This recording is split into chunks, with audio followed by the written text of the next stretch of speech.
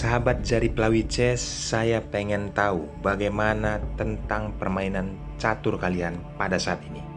Apakah masih begitu-begitu saja atau ada perkembangan setelah kalian melihat beberapa ataupun yang sudah subscribe di channel jari pelawi chess? Ada peningkatan atau tidak? Jika tidak ada, coba perbaharui teman-teman. Lihat langkah-langkah yang dilakukan oleh kedua pemain. Di sini saya akan memberikan langkah pertandingan yang sangat spektakuler. Pertandingan Ramesh Babu Pragnananda versus Farhan Makslow. Ada jebakan. Coba siapkan konsentrasi tinggi. Tapi sebelum itu, yang baru bergabung di Jari Pelawi Chess, welcome. Jangan lupa tombol subscribe dan nyalakan juga loncengnya. Selamat menyaksikan. Dalam pertandingan ini, Farhan Makslow memegang buah putih. Dia memulai dengan pion D4. Ramesh Babu Pragnananda membalas kuda ke F6. Putih pengembangan gajah ke F4 lalu dibalas dengan hitam memainkan pion center ke D5. Saat putih melangkahkan pion E3 dan hitam melangkahkan gajah ke F5, terjadilah variasi London System di papan. Pelajari teman-teman. Respon dari Farhan Makslow memegang buah putih pion C4 mengajak pertukaran tetapi di backup oleh pion E6. Putih langsung aktif menteri ke B3 mengancam pion B7 dan itu diabaikan. Kuda ditempatkan ke D7. Lalu putih kuda ke C3. Tapi sebentar. Kenapa tidak pukul pion dengan menteri? Jika itu dimainkan oleh putih, hitam respon mengancam menteri dengan benteng. Jika mengajak pertukaran, maka hitam akan menyambutnya. Setelah menteri pukul menteri dibalas dengan gajah, langsung benteng ancaman skak, langsung mengambil pion B2. Kuda diancam 2 kali, maka berlari ke C3. Di sini mengepin posisi kuda.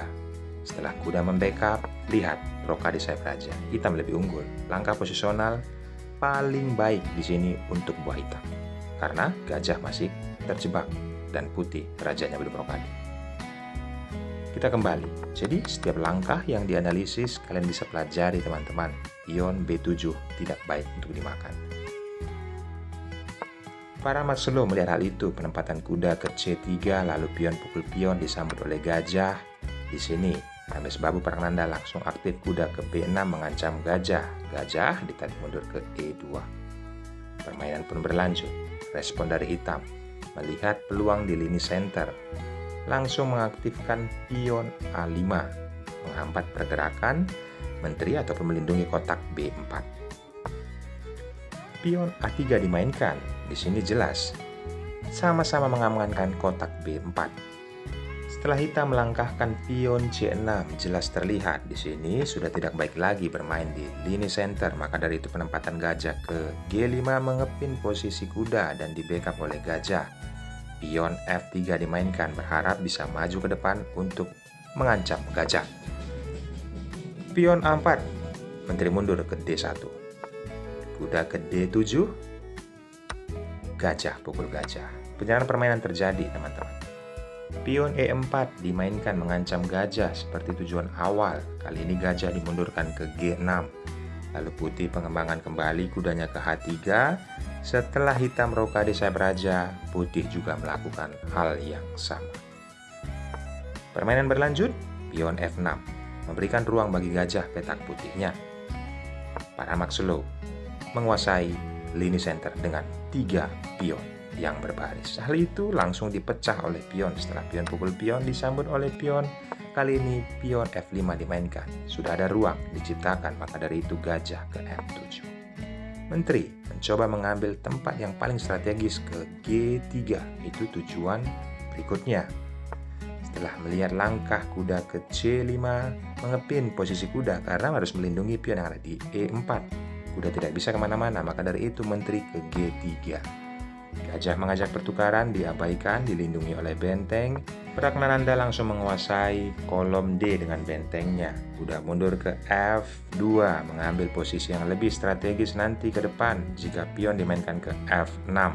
Lihat teman-teman, terjadi pertukaran kembali perwira. Kini kuda ke C4, lalu kuda kembali naik ke G4 oleh Farhan Makslow. Terlihat seperti langkah tempo raja ke H4. Itu sangat berarti teman-teman. Apabila mencoba mengabaikan, kita anggap bermain pion B5, maka putih mempunyai rencana yang sangat brilian, pion F6. Jika dipukul dengan pion, ada ancaman open skak, tidak memukul pion yang ada di F6, tetapi yang ada di E5, mengancam pion C6. Ada cakaran kepada menteri dan benteng, dan jika ditutup oleh menteri, maka menteri pukul menteri dan disambut oleh raja. Kuda pukul pion mengancam benteng. Di sini hitam bisa melanjutkan mengancam balik benteng dan kuda dimundurkan ke D4. Posisi putih lebih baik di sini dan memiliki pion satu buah ke depan. Kita kembali ke partai aslinya, maka dari itu langkah yang paling tepat sudah dijalankan oleh Pragnananda, menggeser rajanya ke A8, lalu benteng ditempatkan ke F3. Di sini ada ancaman dari benteng kepada pion E4, itu diabaikan sementara. Pion A3 dimainkan memberikan ruang kepada rajanya bisa ke H2 apabila tempo skak di jalur 1. Pion B5 dimainkan oleh hitam, mengambil langkah tempo. Lalu putih pion ke F6, memukul pion. Kali ini teman-teman mendouble bentengnya, tidak memberikan secara gratisan. Konsekuensinya apa? Setelah kuda ke D7 oleh hitam, putih langsung kuda ke H6. Permainan pun berlanjut. Kuda mencoba mengambil pertukaran kualitas, mengancam benteng. Benteng bergeser ke E3, lalu menteri ditempatkan ke E6 dan putih penempatan menteri ke H4. Bagaimana hitam merespon? Posisi seperti ini dia memainkan kuda ke C5. Teman-teman, penempatan benteng ke F5 dan dibalas pion B4 mengancam kuda dan dipukul oleh pion dan dipukul oleh benteng. Kita akan memasuki partai yang sangat brilian setelah menteri ke G4. Tujuannya sangat kasar di sini teman-teman. Tapi ada langkah rekomendasi dari komputer sebelum kita menjalankan langkah aslinya. Komputer menyarankan benteng ke F2 mengancam kuda, kuda dilindungi, dan benteng ditempatkan ke G3. Jika pion dimainkan ke C5 mengambil langkah tempo, maka benteng berani memukul pion. Jika dibalas dengan benteng, maka dipukul saja oleh menteri. Menteri berani memukul menteri. Rajanya tewas karena benteng bisa ke G8, skakmat. Ini hanya sebuah rekomendasi apabila ini bisa dipakai pada saat kalian bermain nanti dengan posisi sama seperti ini. Tetapi para Maslow menciptakan peluang yang lebih mungkin berbahaya menurutnya. Menteri ditempatkan ke G4, Pragnananda mengambil langkah benteng ke B8 mengamankan rajanya. Setelah benteng ditempatkan ke G3 oleh putih, ada ancaman skakmat di sini teman-teman. Menteri langsung ke D7 menyelamatkan kotak G7. Raja bergeser sementara waktu ke H1 mengambil langkah tunggu. Apa yang dilakukan oleh hitam dengan posisi seperti ini? Dan benar saja para Maslow mendapatkan langkah yang salah oleh Pragnananda. Karena apa? Penempatan kuda ke E6 ini dia memanfaatkannya dengan sangat brilian. Pause videonya, temukan langkahnya. Bagaimana teman-teman? Apakah kalian mendapatkan langkah yang dijalankan oleh para Maslow? Selamat bagi kalian yang menemukan langkah benteng memukul pion.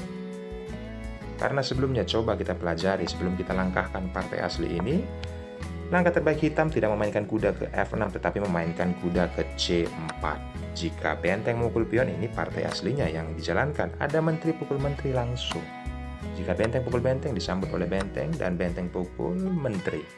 Permainan pun masih dikuasai oleh hitam karena ada pion bebas yang ada di A4. Itu besar peluangnya untuk promosi. Dan bisa bertukar dengan perwira kuda. Yaps teman-teman, tapi pertandingan sudah jalankan, mungkin keterbatasan waktu, langkah strategi yang paling baik tidak dilihat. Maka dari itu setelah putih raja ke H1 menunggu langkah tempo, Pragnananda menjalankan langkah blunder kuda ke E6 dan dimanfaatkan oleh para Maslow memukul pion dengan benteng, dan di sini Pragnananda menyerah. Karena apa? Kita pelajari jika benteng pukul benteng, maka jelas menteri tempo skak dipukul oleh benteng dan disambut oleh benteng, skakmat hasilnya. Dan alternatif yang kedua mungkin yang bisa diambil oleh hitam dengan posisi seperti ini. Yaps, penempatan menteri ke G7 mengajak pertukaran dan ini jelas disambut kudanya oleh benteng. Jika menteri pukul menteri, disambut oleh benteng. Unggul satu perwira dalam pertandingan Grandmaster teman-teman. Sudah sangat sulit bagi hitam untuk mendapatkan sebuah kata remis apalagi kemenangan. Ambil pelajaran pentingnya. Analisis yang saya berikan sudah sangat sederhana untuk kalian dapatkan ilmu saat bermain nanti. Ucapan terima kasih dari kalian, cukup subscribe dan nyalakan juga loncengnya. Bye-bye.